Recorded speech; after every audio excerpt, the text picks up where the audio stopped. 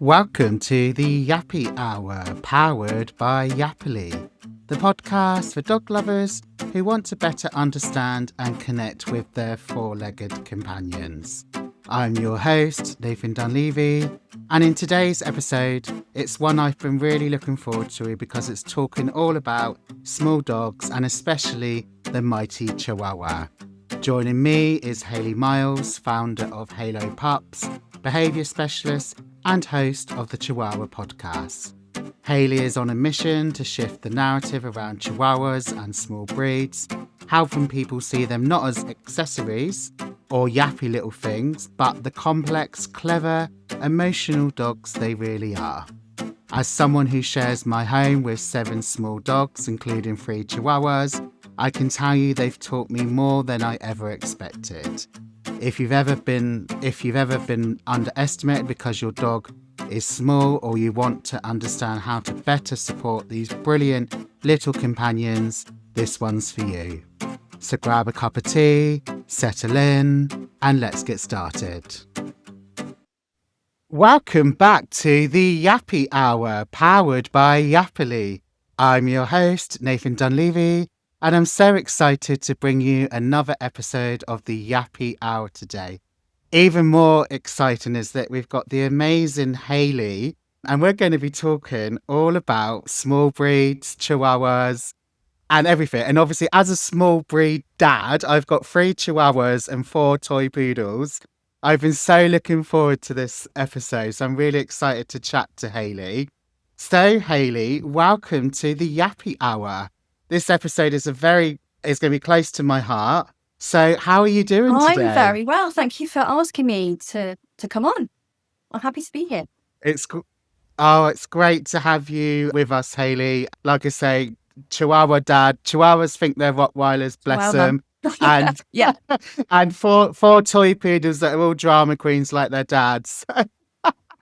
I've got 1 toy poodle asleep on my lap. That's my SA one.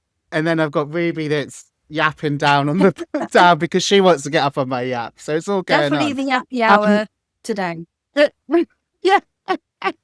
Right. So, Hayley, let's get going. Start us off with telling us a little bit about your journey with Chihuahuas or small breeds. What first drew you and inspired you to working with these small breeds? Well, it's a bit of a story, but I'm going to try and concise it a little bit.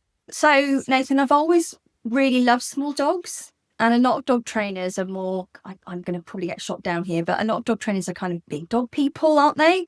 But I really love the small dogs, like you. Now, I'm a small dog person. Yeah, small dogs for the win. Yeah, love it. And as a child, I was genuinely obsessed with dogs.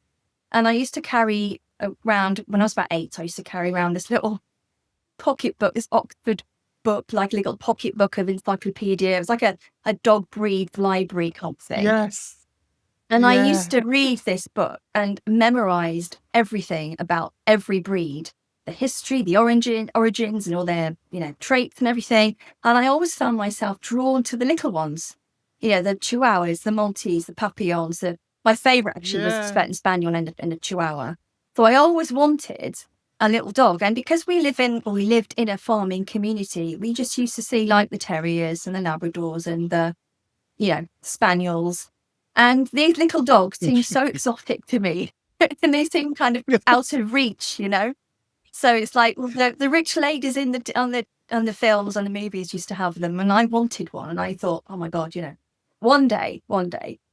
So I memorized all the. I was quite a weird child, So if you just name a dog breed, I used to sort of just name everything. And it was like I used to know a lot about dogs at 8, 9 years old. I love that. I love that. So growing up and cutting out a lot of stuff, but fast forwarding to when I got my first dog, my Jack Russell Kiri, and I'm also a big Jack Russell fan as well. I became a trainer. That's another story for another day, but I became a trainer due to Kiri, and she was about 5. And I was training at this stage, probably about 5 years in, and I decided to foster for a rescue. So some small dogs for a rescue. So I fostered a Jack Russell, and he went off to his new home. And I was due to have a little poodle cross in about 2 days. Yeah. Ah. Didn't quite make it because I went onto Facebook on one of the groups and I saw this advert. And the advert said, please help me. I need to get rid of this dog. She's 8 months old. She's a Chihuahua crossed up Oh. Russell. She's tiny, but she's terrorizing my kids. She's biting them. She's pooing and peeing all over the house. There was a couple of swear words in there, but you can get the gist. And I need her gone. She's free. And I was like, oh, okay, that's amazing. Wow, this lady's in real trouble. Wow. She really wants to get rid of this dog. So I scrolled, and underneath were reams and reams of people saying, I'll take her, really unscrupulous people, Oh And so I called the yeah. rescue and I said, this poodle I'm due to have in? Well, I've seen this advert. And they said, okay, well, change of plan. Let's have her in instead. See if we can go and get her. And they did. They brought her to me 2 days later. And the transporter pulled up outside. I lived in a flat actually at the time, but they pulled up outside my house, the block of flats. And I went out to meet her and we opened the boot. And inside was this tiny little scrap of a thing, dark brown with big eyes, looked absolutely terrified. And I went to say, Oh gosh. come this way. And she had no lead even, no collar, nothing. And I went to say, oh, hi, and she absolutely launched at me like a Tasmanian devil. Oh. Yeah, like a Tasmanian devil. She launched herself and I almost got bitten. And both of us shut the boot and we were like, oh, okay. I said, why doesn't she have a collar and lead on? We couldn't get one on her. The owner couldn't get one on her. I said, what was the house like? And she said she just literally handed her over. There was a bull mastiff in there, which was fine. But this little dog had been fighting with the bull mastiff over food, bitten all the kids. This lady just wanted to rage and couldn't get a lead on her or anything. All she came with, no bed, nothing. All she came with was a little collar, a little thin tartan collar and a little thin tartan lead. And on the tag, it said Bourbon biscuit. I mean, she did look like a Bourbon biscuit, but that's all she came with no other history. And I'm like, okay. So I said to the transporter, I said, how long do I have to get this dog out of your boot and into my house? She said, you got 45 minutes. I said, right, let's do it. So I had to put everything I've learned into my training into getting this dog out of that boot without getting bitten. And I did it.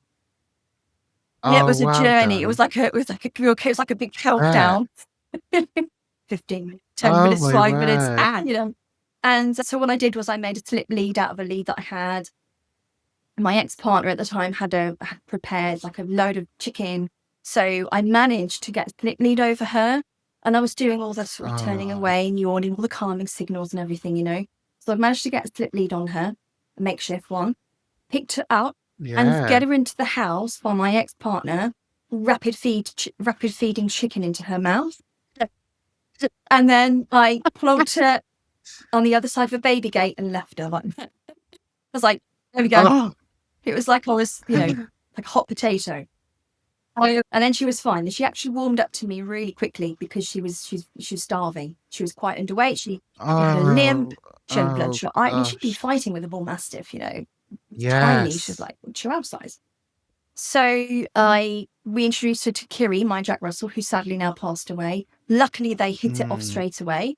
And then it was a case of getting the collar onto her. And again, the rescue gave me 5 minutes before they were going to send someone around. Then get a collar on her to make sure that we could toilet her successfully. Did that. Luckily, she warmed up to my partner. All was good. She was actually okay. However, she came to me with a load of issues, which I am working on now. Extreme aggression, lots of gut pain and issues. That's probably where it's been from. And then I said to the rescue, look, this dog can't go anywhere else. She has to stay with me because there's no one else. I'm not blowing my own trumpet, but she needs. No, I know what you're going to say. Yeah, she can't go to the normal Joe blogs of Joe Public. No, because they don't. Yeah, they don't know. And she would end up put to sleep. I don't think she would be here now, even though she's tiny, if with me. Does that make sense? Yeah. So, I totally relate to that. Yeah. So it kind of started from there. So I can empathize with anyone that's struggling with an aggressive Chihuahua or an aggressive small dog. I've been there, lived there, I've got the t-shirt, got like 300 t-shirts. And yeah, so that's kind of where it started. And then, we started to see more small dogs, really loved it, really loved helping people. And then we started the Chihuahua Podcast with myself and my friend Kate, who's also a trainer. And we basically turned all our conversations on WhatsApp voice note into this podcast. And then we invited some amazing guests, and there's loads of episodes now with lots of guests lots of information on there. So it's a great resource. Yeah, great. I did listen to one of them with. No, I love a journey. I love a long story. I did listen to one of them with Kim Brophy. Oh, yeah, that's a great one. Yeah, but is it on a pause at the moment, or is it coming back, the podcast? I don't think we're going to do any more episodes at the moment. It's just time, Nathan. It's quite time consuming. I know. Lots of gaps, so we decided to kind of call it a day for now, but you never know. Yeah. Never know what the future holds. And then you've got all that there anyway that you can just signpost people to. There's lots of great content there. Absolutely. It's great. So a Chihuahua cross Jack Russell, is that a Jaguar or? Jack Chi, yeah. Well, Chihuahua, Jack Chi. But she's mainly Chihuahua. So I'm feeling a bit of a fraud. I don't actually have a purebred Chihuahua. However, she's very Chihuahua-like, but she's got that extra spicy terrier sort of element too. Spicy. No, I love that. That's spicy. A new buzzword. Very spicy. Is it the picture behind you? Is that her? Yeah. Right. And is she still called Bourbon or Biscuit? She's called Bo. Bo. Oh, love it. Yeah, she's Bo. Bo. I love it. Yeah. Yeah. I do love a good story and a good history. I love that. And when I say, obviously, I only say that tongue in cheek about Chihuahuas just because there's no offense towards Rottweilers at all, because they're great, but you got these little characters and they think they've got this big bravado. So. Yeah. We'll talk about that later. I must say that she's not where she was. So she is a lot better. I mean, she had terrible resource guarding. She used to guard the couch, me, food, anything she can get her hands on. Paws. Like, so you dropped like a receipt or something, she'd go, I'll have that and I'll guard it. She felt really good about doing that. Yeah. So I've done a lot of resource guarding training with her, and behaviour modification and reactivity and tons of training. So good. She's a little trick master. She really loves training, thankfully. That's so good. And I could relate to when you said about that she needed to stay with you as a dog professional, because had she had gone to Joe Public, no offence, like she probably wouldn't have become where she is now. So, and that's the same with my own SA dog. For goodness sake, it did cross my mind at one point a few years ago that maybe we would have been better rehoming him, but I actually then learned all about SA and became a SA certified behaviour consultant. And I often say to my husband that it's better that we've got him, because had he have gone to some normal J Public that didn't have my experience or qualifications, he wouldn't have survived. So it's better that he stayed with me, because obviously I know a bit about it and we can manage it. And we've got a multi-dog household, so it's even more of a big mission to sort stuff out. But yeah, so I can totally relate to that. So let's move on to our next section, which is all about understanding the Chihuahua and our small dog breeds. So what are some of the biggest misconceptions people have, Hayley, about Chihuahuas and other small breeds, please? I think there's a huge stigma attached to small dogs in general, isn't there? Basically, I think a lot of people think that they're like angry handbag dogs. Does that make sense? I've never found that. That's brilliant. That they're spoiled and they're aggressive and snappy and yappy and, they're mean and all that sort of stuff. But the truth is that they're 100% misunderstood. Big thing. Yeah. Absolutely. Yeah.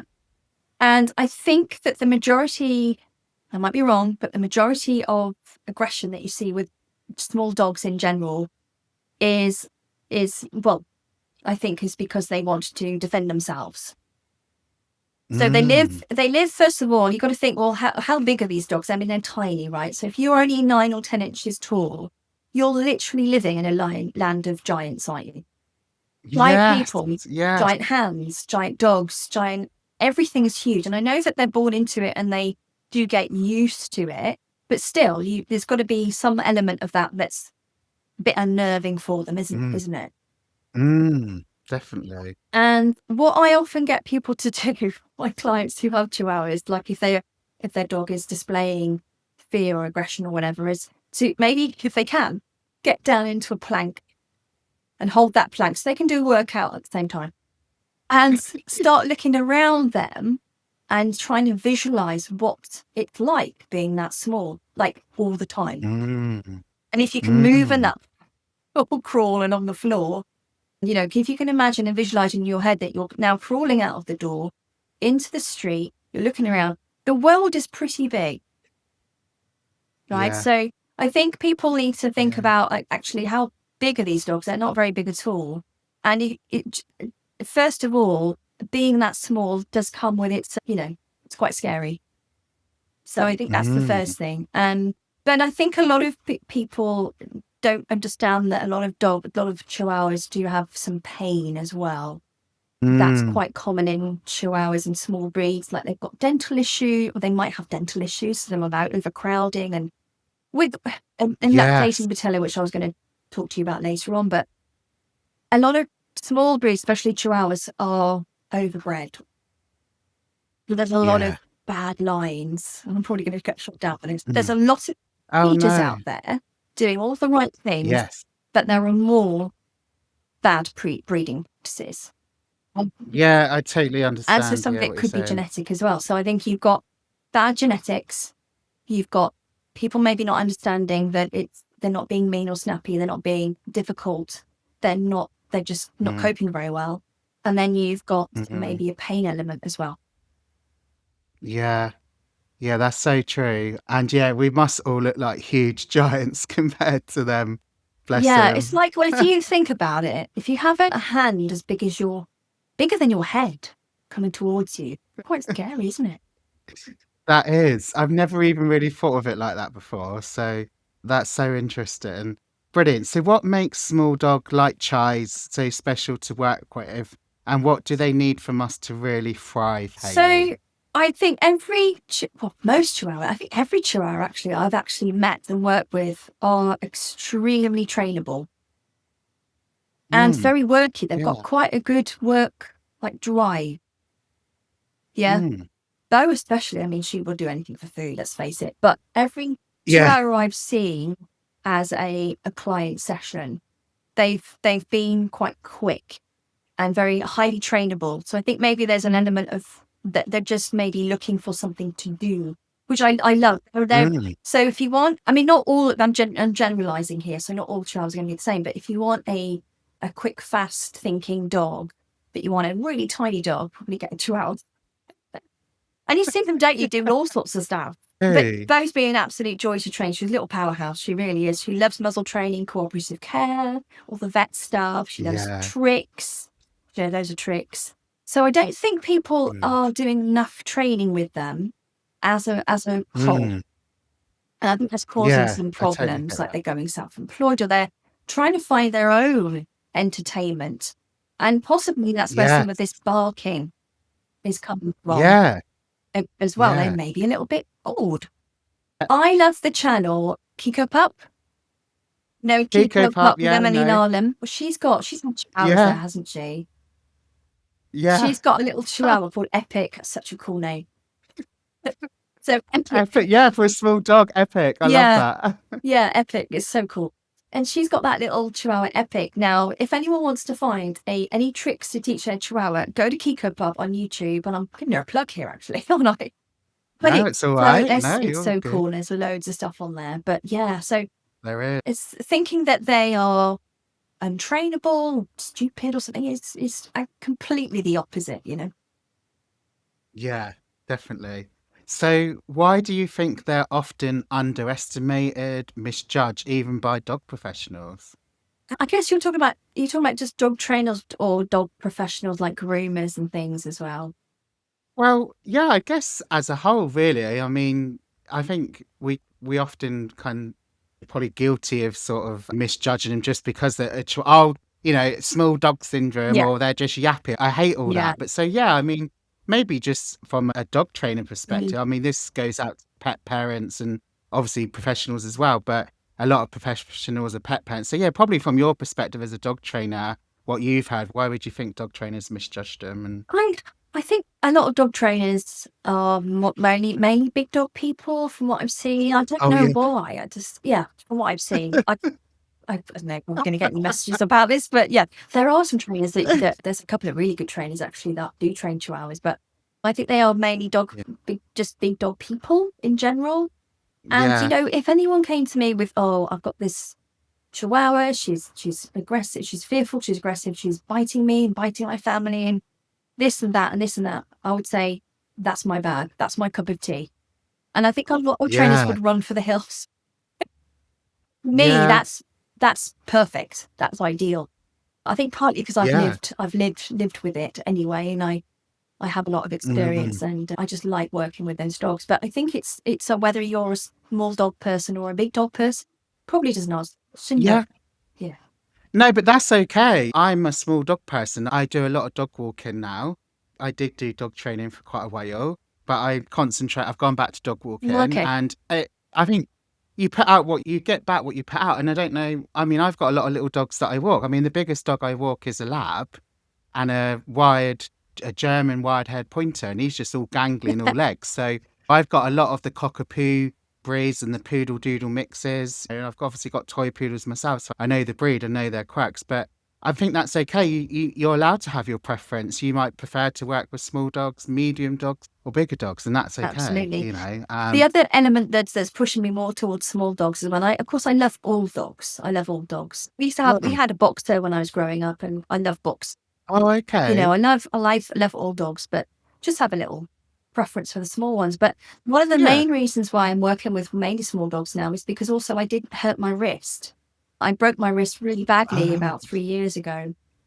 It was a compound fracture, so there was bone and everything coming up. But so it was a really bad break, and I didn't think I was actually going to be able to use my hand again. So I went through rigorous physio, and my physio literally said, "Small dogs forever." And he pointed at me, he said, "I think it's probably a good idea that you do just continue to work with small dogs and pass the others on. So if I do get a powerful breed, I will pass it on." So there is that as well.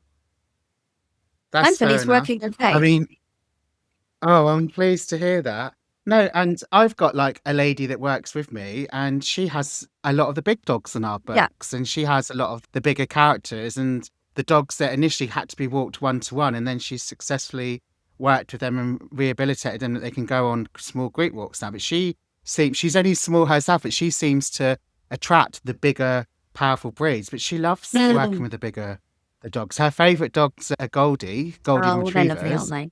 And we've got 4 of them on our books, and 3 of them are under the age of 2. Oh my goodness. Teenage Goldies. But she just seems... Yeah, we're seeing that. But she just seems to attract the bigger dogs, and she likes the big dogs, and that's fine. It's whatever you're happy with. Right, let's move on to our next section, which is all about the emotional lives of these small dogs, Hayley. So, we've sort of touched on it, but many small dogs do get labelled as dramatic in inverted commas or spoiled in inverted commas. But what's actually going on beneath those behaviours? Oh, so this is a big one, isn't it? Yeah, this is a big one. Yeah. But I'm going to try and keep it quite short. That's okay. No, you're good. So I think in general, and I'm generalising here, again, I think a lot of small dogs, or tiny dogs especially, are manhandled and overhandled.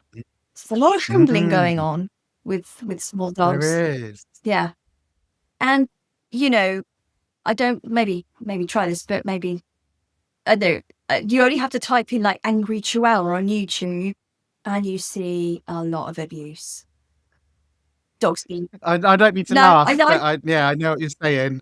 God, how inappropriate. No, I know what you mean. Yeah, but I mean, you type in angry Chihuahua and there's a lot of abuse going on, unfortunately. It's appalling. Dogs being poked and, all these trends on TikTok and things. And because they're small, they're easy to pick up. They're easy to do stuff with. Oh, I You hate know, it. I hate it. And the old saying rings true: just because you can doesn't mean you should. And I think that's what's happening. Mm. Just because I've got a small dog, I can, chuck around the room or whatever, I'm going to do it for likes. I know Mm. it's sort of touching on social media there. So I think read somewhere that Chihuahuas are the most abused breed in terms of like handling abuse. Really? Yeah. So I could be wrong Really? about that. So I think a lot of Oh, manhandling is blimey. going on, overhandling. People are picking them up a lot. And if Yeah. you imagine that you're walking around your house that should be safe, should be a safe environment, and at any given moment, you could get lifted up really quickly off the floor, really high. Your stomach lurches. You're like, what's going on? That's what people are doing with these little, not everyone, with the little dogs, Mm. and sort of plonking them Mm. from A to B like them cats. You Yeah, see it, don't you? In exactly. films and on TV and Yeah. everything, a dog will just get hoisted up just really quickly. So that, and there's lots of things going on with the manhandling, but that's one of the things that is happening as well. So I'm very It's got a lot. sorry. Yeah, it's got a lot to answer for, media and social media, films and that. It's got a lot to answer Yeah, for. yeah, Mm. and I don't know. People just assume that because they're small that we can handle them more maybe than a big dog. I mean, imagine dragging around a German Shepherd. You wouldn't. I mean, people do, but you know what I mean. It's like You would pick one of them up, would you? can't do it, can you? Yeah. So I think that's one of the things. And, Mm. I think a lot of body language signals are being missed or being ignored. So if you Yes. do think that the dog's stressed, you're possibly going to ignore that because you think, oh, you're just being dramatic, just being silly, growling. Yeah. Whereas Yeah. if you've got a John Leopard Yeah. growling in your face, it's a bit more serious. You're going to step back. Yeah, and this is the thing. I'm glad you said that because the thing is, like, it seems to be taken more seriously when it is the size of a German Shepherd or an XL bully or whatever. But when a little dog growls or snarls or it's just not taken seriously, and it should be. Yeah. And They all right, all it all counts. absolutely. And it almost, sometimes it's laughed at as well. Sometimes that growling laughed at Exactly. and mocked and, Yeah. and where's that growling Yeah. come from? It's come from an emotion of probably Mm. fear. So you're laughing at a dog that's Yeah. frightened. Doesn't make sense, does it? Mm. But, No. And you only know what you know, right? yeah, I love that. I say that a lot on this podcast. Well, you don't know what you don't know. You only know what you know. And we're really big on educating. And what I was going to say is it was brought up on a podcast episode the other day is that obviously they are missing those subtle signs, body language. I'm a big advocate and passionate about body language. That every pet parent and pet professional needs to learn more about body language. But, educating them about those subtle body language, those calming signals. But someone was saying the other day that waylie, the weights of the eyes, people just see it as it's cute, but I it's not know. cute. The Yeah. dog's stressed, the dog's in fear, and people don't It's, realise, do they? you see it a lot, don't you? Now it's called side eye. I'm thinking, no, that's not Yeah, side eye. That's, puppy dog yeah, eyes. that's whale eye. That's not side eye. It's not, he's either it's a warning or, it's like, come over Yeah, here. Don't, I've got this resource or whatever it may be, or I'm not comfortable. yeah, Yeah. And that's mocked mm, as well. You also yeah, see, what yeah, you it also is. see with little dogs, especially, is the kiss to dismiss lick. So the kiss to Oh, dismiss. So I've not heard this you one see before. a lot. So when dogs lick your face, so when you see people pick up a dog close to their face and the dog, the little chihuahua or whatever it is, licking frantically at that person's face or licking the face, a lot of people will assume that that's affection, that lick is affection. In many Mm, cases, mm, I'm going to say many, maybe some cases, that dog is actually licking to move you away. So it's a kiss to yes, dismiss. So it's actually a displacement. displacement kind of give me space signal Yeah, instead. And you see a lot of that. right. So, oh, he's kissing me. And I'm like, well, maybe not. I don't know. But the That's one way to see if this works is if that dog then comes back at you at your face when you hold the dog away from your face. If your dog goes back mm, into your face, then that's probably affection. If they don't, that's probably not. yeah. And as Joe Public, if we don't know what we don't know, we don't realise that. Before you know it, there could be a snap Yeah. in your face. Yeah. And all these little They've things. escalated Yeah, it. absolutely. And all these little things are being potentially missed. And what happens is you get to the stage where the dog has to escalate those little whispers, and they start growling, then they start Exactly. snapping, and then they start actual biting. And when you've got a dog that's biting, that's a dog that's quite stressed because they've not been listened to previously. Yeah, so important. How can we better support those anxious? I hate this term reactive because there's so many reasons a dog could be reactive. So I know that spicy is a big word now, but how can we better support these anxious and nervous, spicy small dogs who are constantly being overstimulated by the world around them, That's a Hayley? very, very good question.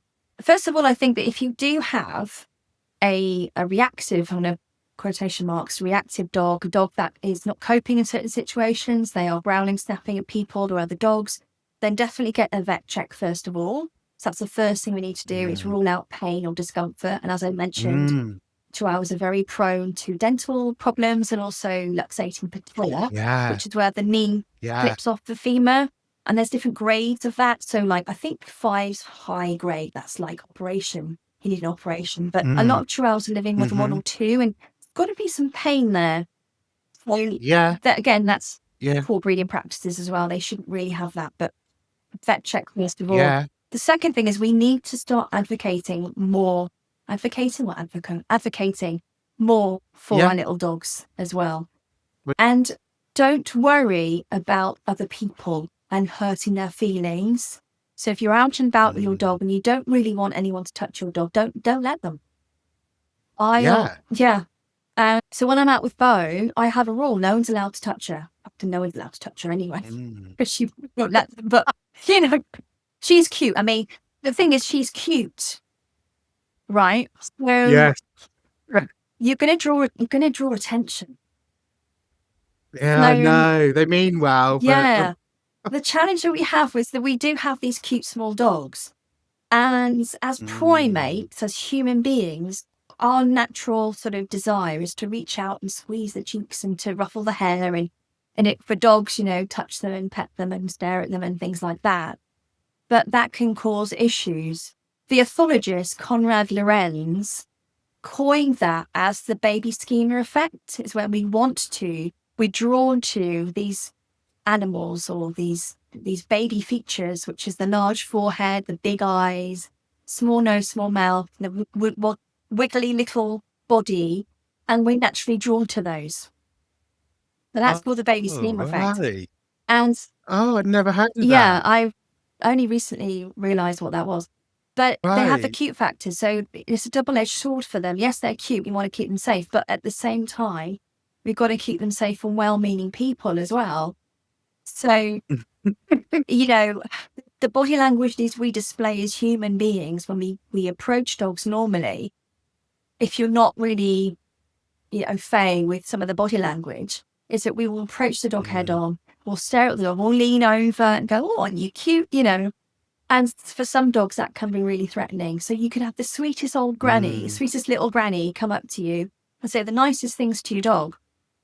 And that the body language is saying something completely the opposite to your dog. Your dog's misinterpreting that and going, oh, she's going to kill me, Yes. And this poor little old granny's, no, I just want to touch you. And you're like, oh my God. So, yeah, go away. So I think knowing how to greet dogs, and this is a huge topic in itself, isn't it? I mean, I never not want to touch a dog.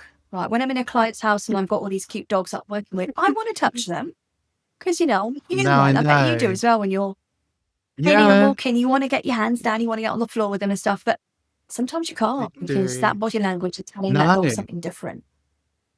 Exactly. So I go in and I do the invisible dog exercise, where I go in and sit down and that dog comes in and I just think that dog's invisible. There's no dog here.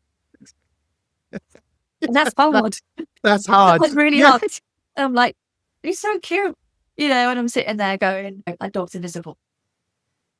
It's our instinct as soon as we see a little dog. Oh my God, it's so cute. I want to just, and you used to work. Yeah, they got cute factor. I just want to, Yeah, it's that cute aggression. You've got to, it's like your auntie or your your granny, you know, when you're a child and you were cute when you were a kid, and they come in and they get on your cheeks or they ruffle your hair. They can't help themselves.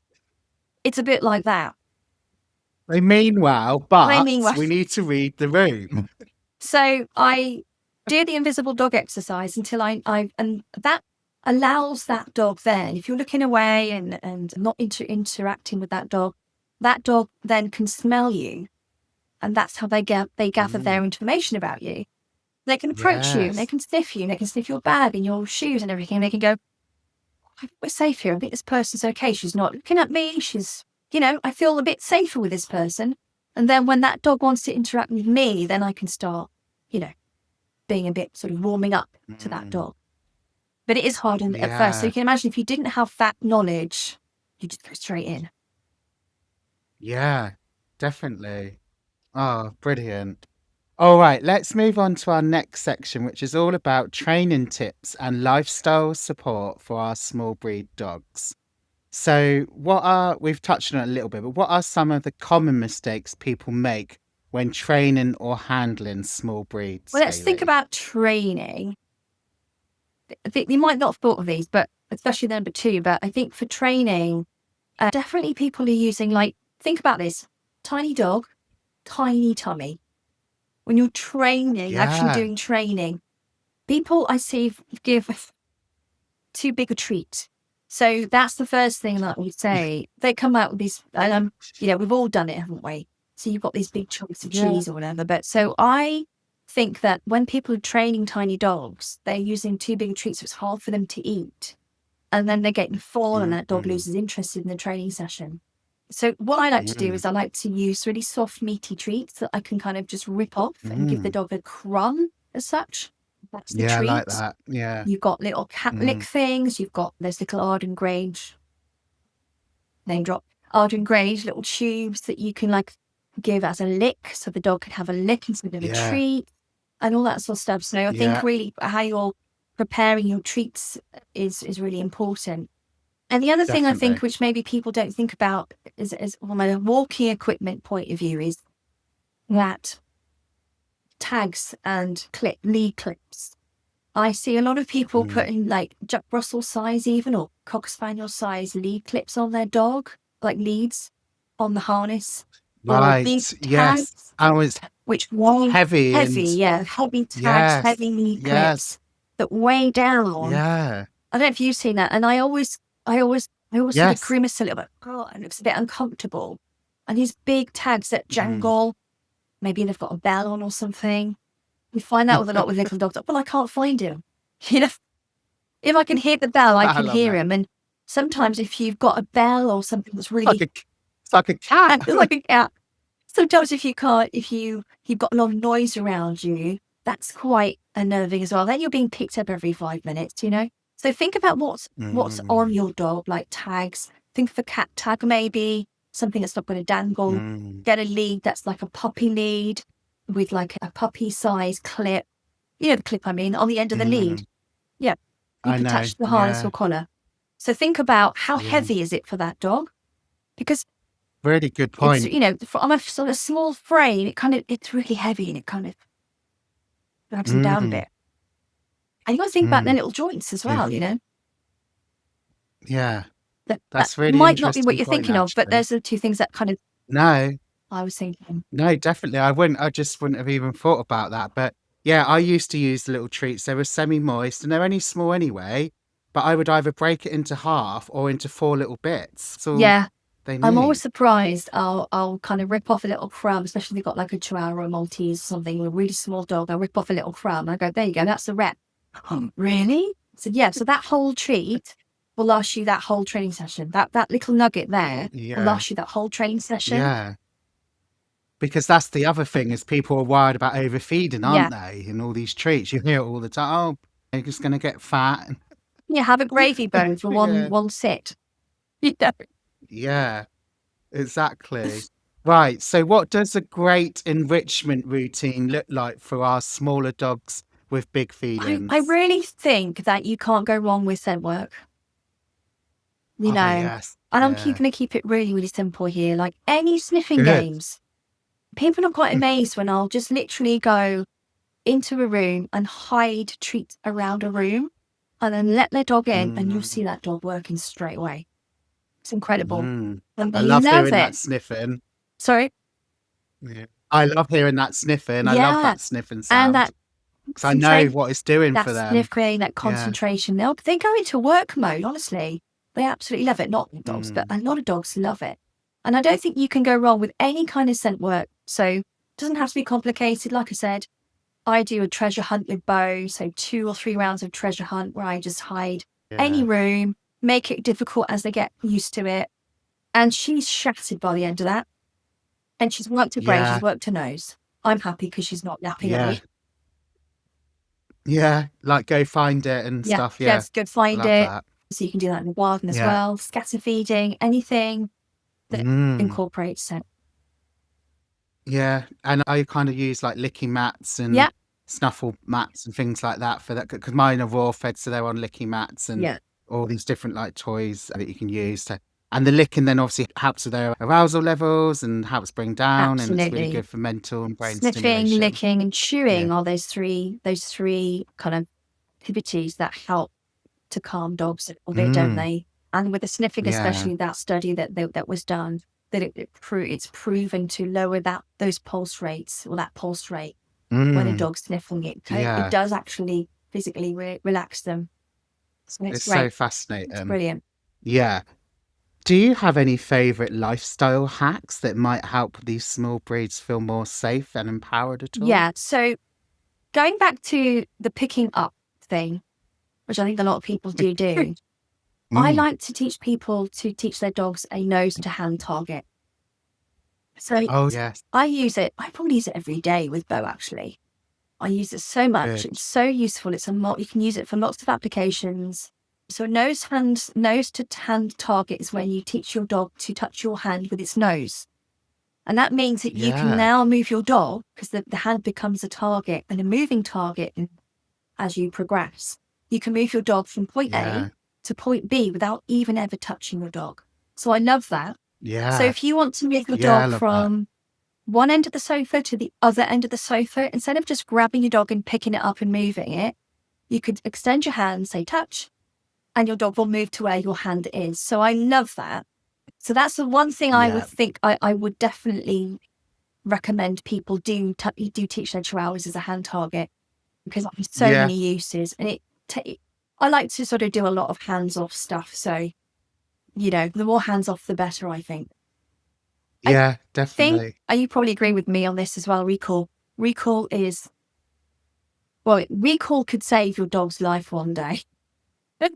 Exactly. It's such an amazing skill to have. And I think I've seen so many people, I mean, with small dogs, there isn't that much training that goes on with them anyway, but recall's one of those things that like you can't sort of miss that. It has to be done.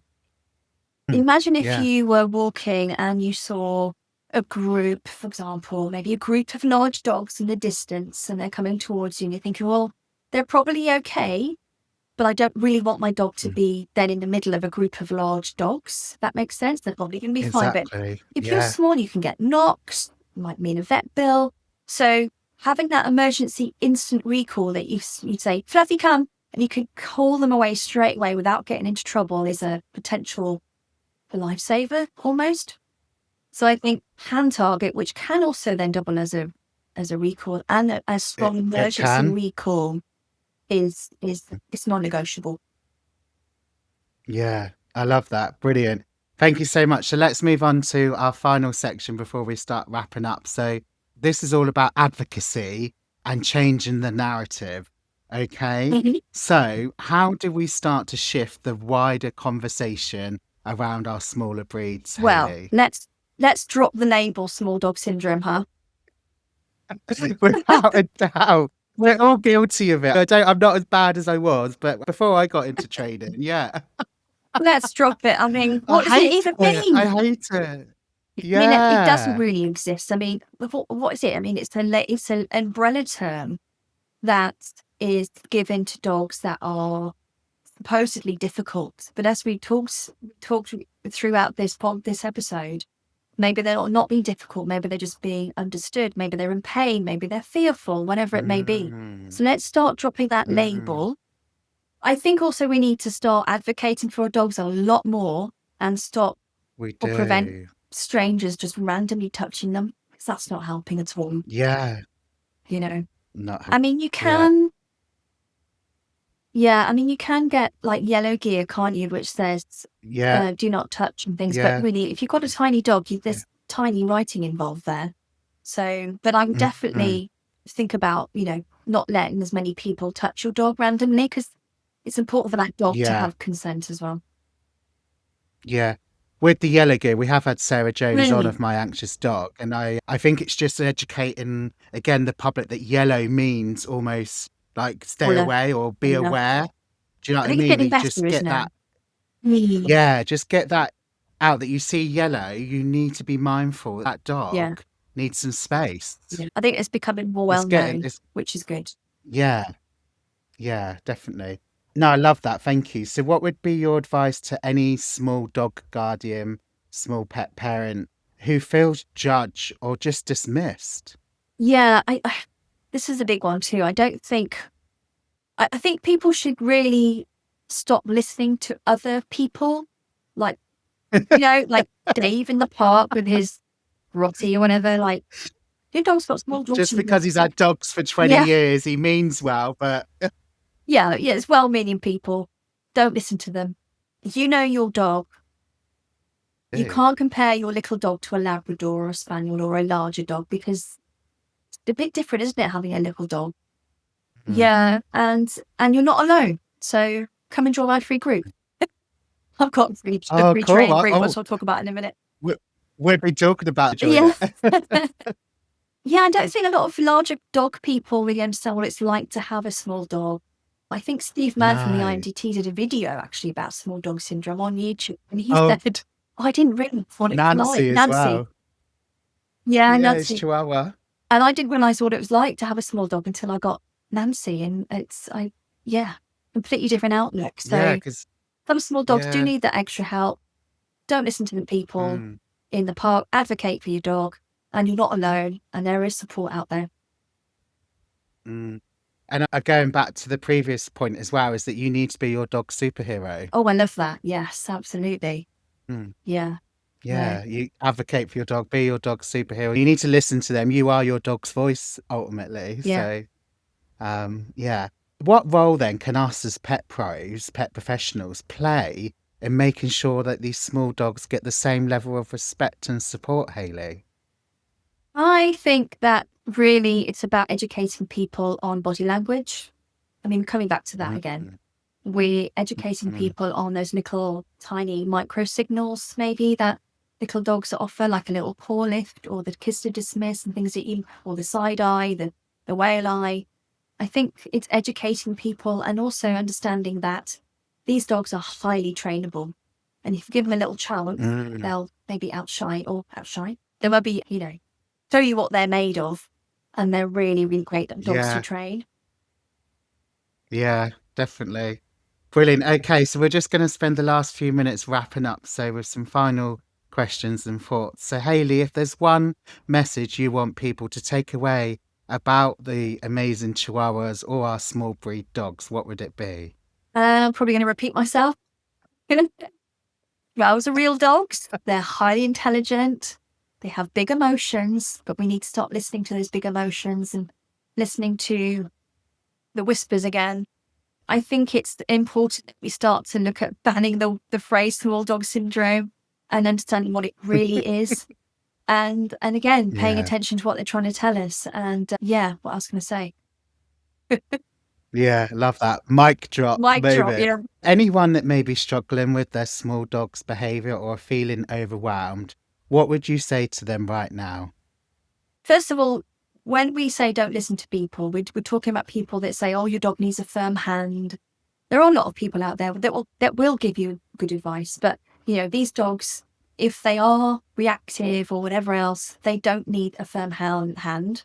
They need understanding. So, they're not trying to be dramatic. They're not trying to be the boss. They're not trying to take over the world. They are just being misunderstood. So look deeper in where that emotion's coming from or what that emotion is. Your dog's feelings are valid, and you go with your gut instinct. As a guardian, your gut instinct are valid as well.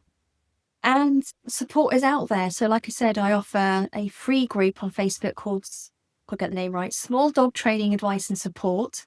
So there is that. I offer, programs face-to-face and online as well. So that's halopups.co.uk. And then you've got the Chihuahua Podcast as well, which is loads of massive free resource. There's lots of episodes on there, all the way from choosing a breeder and a puppy, and then all the way to aggression and nutrition and all that sort of stuff as well. So yeah, there's lots out there to help you. Yeah, brilliant. I was going to ask you, my next question was, where can our listeners or viewers find out more about Sorry. No, it's good.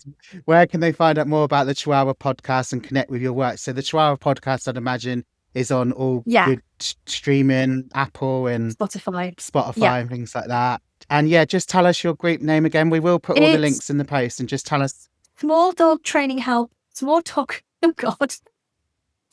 Training Help and Advice. I always get it wrong, which is terrible. Small Dog Training Help and Advice. No, it's fine. We will put the links. And is there an email for you if someone wanted to connect to you, or just go on your website? Just go on to Halo Pups, which is HALOPUPS.co.uk. Yeah. Yeah. Brilliant. Something I should know as well. Thank you so much. Hayley Miles, thank you so much for joining me on the Yappy Hour powered by Yappily today. I've absolutely loved this conversation and speaking with you. I've really enjoyed it. It's been fun. And let's hope we can ban small dog syndrome. I feel like we've just scratched the surface, and we have to get you back on in the future. But it's just been jam-packed with so much useful information and help and advice. I've absolutely loved it. So thank you for your time today. I've really enjoyed speaking with you. Thank you for having me on. I've really enjoyed it. You're most welcome. That was a brilliant and empowering chat with Hayley Miles. Here are some of the key takeaways from today's episode. Number 1, small dogs deserve big respect. Chihuahuas and other small breeds have huge hearts, complex needs, and deserve the same understanding as any other dog. Number 2, their behaviours are often misunderstood. What looks like stubbornness or sass is usually fear, frustration, or unmet needs. Number 3, small doesn't mean easy or less deserving of support. These dogs need thoughtful training, enrichment, and advocacy, just like their larger counterparts. Number 4, you are your dog's voice. Whether in the park, at the vet, or in a training class, don't be afraid to advocate for your small dog's boundaries. Hayley, thank you so much for joining me and for being such a wonderful voice for small breed guardians. And to our listeners, if you want more support, please make sure to check out Hayley's website, Halo Pups, and listen to the Chihuahua Podcast wherever you get your podcast episodes. If you've enjoyed this episode, please consider leaving a review, sharing it with your dog-loving friends, and please subscribe so you never miss an episode of the Yappy Hour. Thanks for listening, and I'll see you next time.